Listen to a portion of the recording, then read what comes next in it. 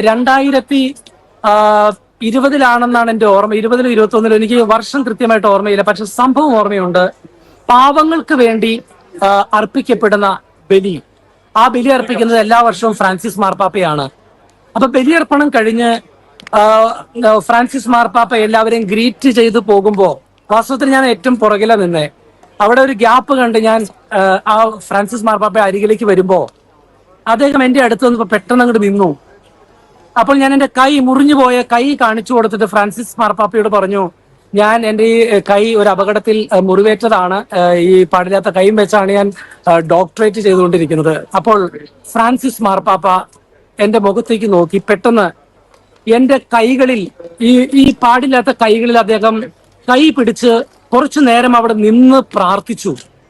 ഞാൻ ജീവിതത്തിൽ ഒരിക്കലും